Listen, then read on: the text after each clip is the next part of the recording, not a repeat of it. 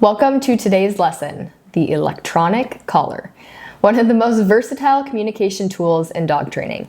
Whether you're reinforcing positive behavior, correcting unwanted actions, or just keeping your dog safe in potentially dangerous situations, the electronic collar can be an incredibly effective tool. Now let's dive into how and why we use it in our training. That is right. The e-collar is incredibly versatile, and it serves as two primary functions: as a reinforcer, so think of like a gas pedal, and then we're also going to use it as a punishment tool, so think of a brake pedal.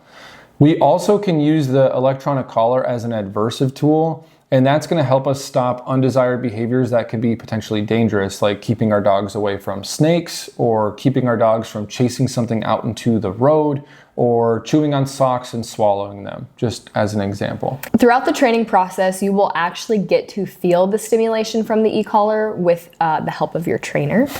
During the lessons, we'll have you experience the stimulation so you can better understand what your dog is feeling. This will help you feel more confident and comfortable when using the collar on your dog. Exactly, and you'll be shown exactly how, when, and why we use the stimulation for all the commands and drills involved. And every dog will have a slightly different approach to how we use the electronic collar and, of course, what level of stimulation we're using. Some dogs need more stimulation than others, and that is completely normal. At the beginning of the training process, we'll use the collar consistently with your dog. This helps them understand the feeling of the collar and how to communicate through it. The collar is amazing because we can match your dog's emotional state at any given moment and deliver very precise input to complement the communication we're already providing, even from a distance. And as your dog gets better with the commands and the training, the goal is to use the electronic collar less and less. However, the usage will depend greatly on several factors, like the dog's behavioral issues, the relationship the dog has with the owner, and of course the environment you're in plays a huge role. And we'll talk a lot about these factors, especially in the upcoming videos and during your in-person lessons. Absolutely. One important concept we'll cover is called the motivation level. The motivation level is nothing more than the very specific intensity of stimulation that your dog needs in any given situation, and it's always changing. That's right. The motivation level can vary based on your dog's mental and, most importantly, their emotional state. And the system we use has a scale from 0 to 100. And 0 is no stimulation at all, and 100 is the most intense level of stimulation on the system.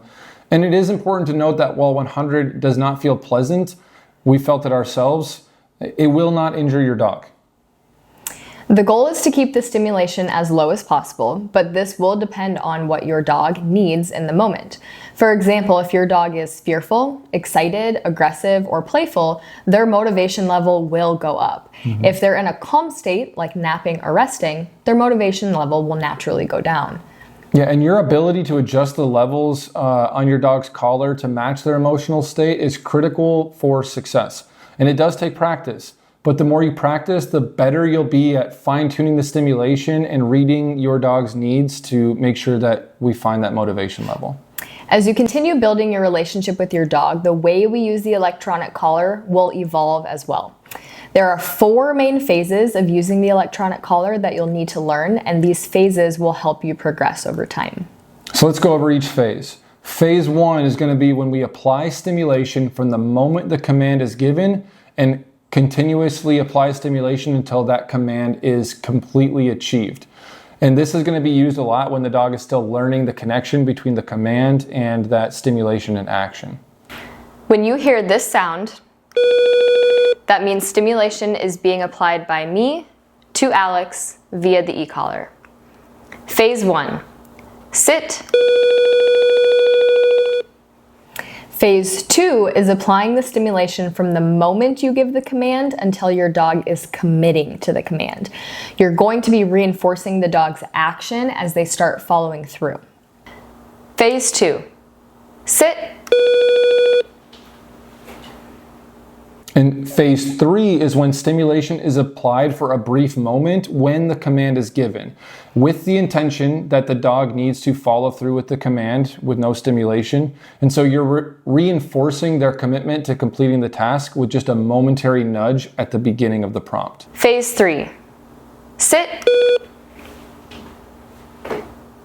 Finally, phase 4 is applying the stimulation only after a command has been ignored by the dog.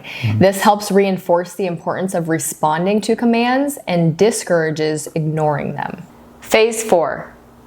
Sit. No. Sit. We know that this is a complex subject and we don't expect you to become an expert just after this video. However, after you see the trainer use the collar in multiple daily videos and you're constantly practicing yourself during the in-person lessons, you will be an expert in no time. Confidence is key when using equipment like this. The more you practice, the more confident you'll feel, and the more effective you'll be at using the electronic collar to communicate with your dog. So remember, the electronic collar is an incredibly versatile tool when it's used correctly, and it can be invaluable as an asset for your dog's training. But just start slow, adjust the motivation level as needed, and always practice with intention. You and your dog will progress together and the relationship will go stronger every day. Good luck. We'll see you in the next video.